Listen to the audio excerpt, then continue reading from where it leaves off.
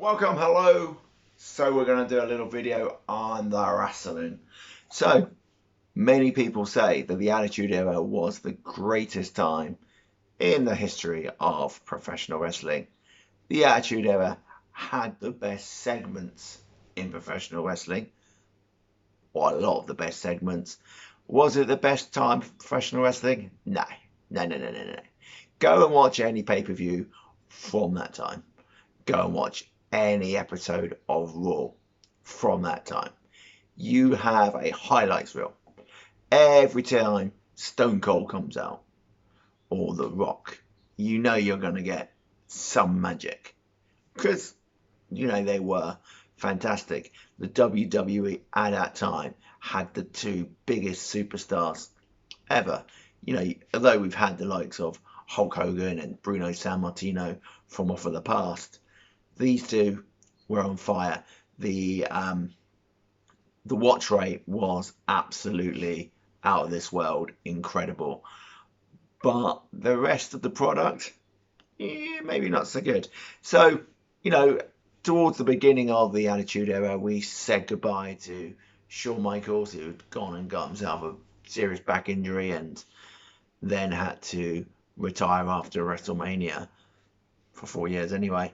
And Bret Hart had decided to leave after the Montreal Screwjob, which most people actually see as the beginning of the Attitude Era. And you can sort of see why. And then at WrestleMania, which one was it?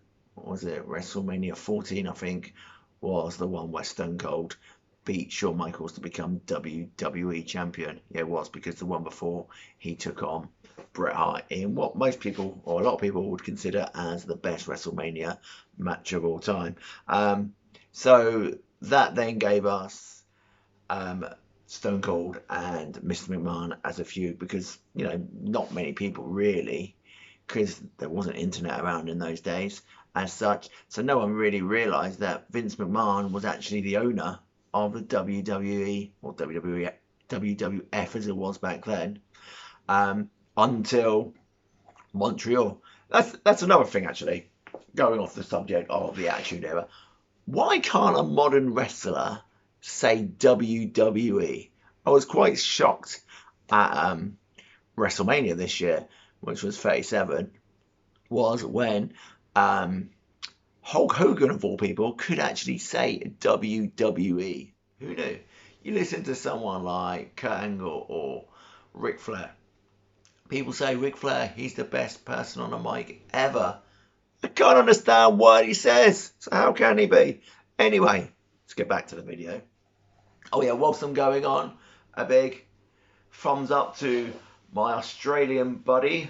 We're going to call him Allgood. Good luck with the Yank, mate. Hope she's everything you want, and enjoy the peaks. There you go. He'll know what I'm on about. Yes, he will. Anyway, so what did the Attitude Era really give us? It gave us Stone Cold versus Mr. McMahon. How many segments did they have which were absolute gold? Starting with possibly the worst stunner in history on, I believe it was the Raw after WrestleMania 14, and going through. Particular highlight of mine was when Mr. McMahon was in hospital before the Stone Cold incident happened. You had Mankind come along with Mr. Socko, and Mr. McMahon was getting more and more frustrated. But then my favourite, possibly favourite ever Attitude Era moment was the one where Mr. McMahon would come along and was in his bed, and the doctor comes in and he says, "I'll take it over from here, nurse."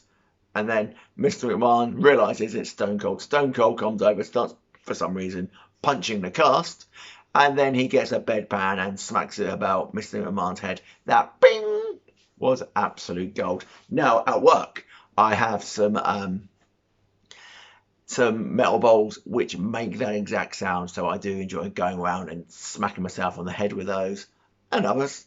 That was one of the highlights. Was you'd get a baking tray and you'd smack someone on the back with it, hoping you've actually picked the right one up. Obviously, Matthew, sometimes you don't pick the right one up, do you? And you sometimes clobber someone with the wrong tray. Yes, I remember. At least it wasn't on my head that time. We also had great characters like sort of Mankind and The Undertaker and Kane. Although I did find the Ministry of Darkness a bit odd. It wasn't the best time of The Undertaker. The Undertaker was obviously a legendary person and already got that epic status by this time. But I don't think the Attitude Era was the best time of The Undertaker. And we got the gift that was Chris Jericho coming, interrupting The Rock. They both tore each other to pieces in that promo. But what a promo. Also, we had, for some reason, and it was best part of 30 minutes, the This Is Your Life segment between Mankind and The Rock. And the funny thing was, it wasn't even his birthday. I've already said the debut of Jericho, the amount of Stone Cold and Rock matches, and then we had the classic tag matches, which we weren't really given a lot of time for. But this, to be fair, WrestleMania 17's tag match, the TLC match, is a lot of people's idea of what a great tag match is. It was hardcore. You had high flying. You had powerhouses. It was pretty much the perfect mix. Well done, Edge, Christian, Matt and Jeff, and Devon and Dudley. Devon and not Dudley. We're talking about Bubba Ray. And also, when you look into the crowd, you look at a modern crowd. Okay, I know they're all on screens, but let's go back 2 years. You could see people during the Attitude Era. The place was absolutely littered with thousands of posters and people just looking crazy.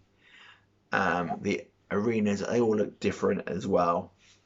And it created TV that people actually wanted to watch. What made it even better was WCW and the Monday Night Wars, because they were absolutely gold.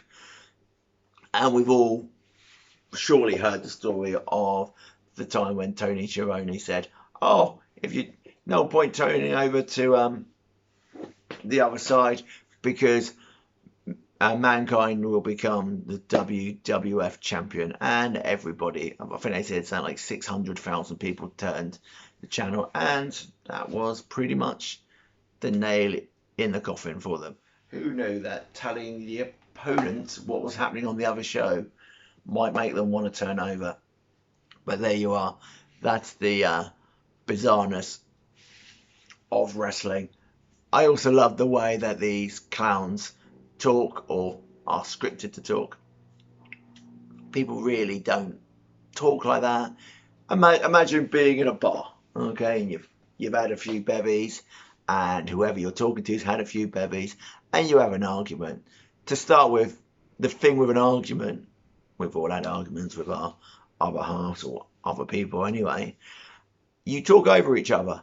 You shout at each other, you talk over each other. I don't think I've ever thought, whilst having an argument with the wife, of calling her a jabroni or something like that. Don't actually know what a jabroni really is, but there you go. The Rock's put downs were priceless, but possibly not if it's The Rock shouting at you, because he's a bit of a big lad. Don't know if you've noticed, but if he's saying it to you, you might not laugh quite so loud.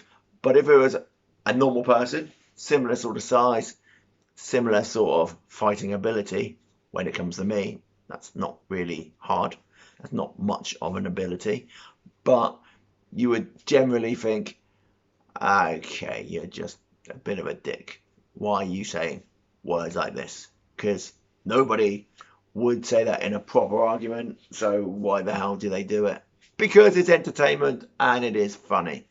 Anyway, today we are going to go for a second haircut. This is a month since the last one, so the hair hasn't got quite so out there, wild and crazy.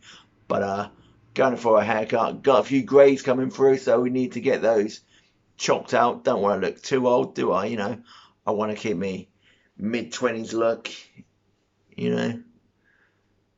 Not really mid-20s, but there you go. Anyway, peoples, have yourself a good day and see ya.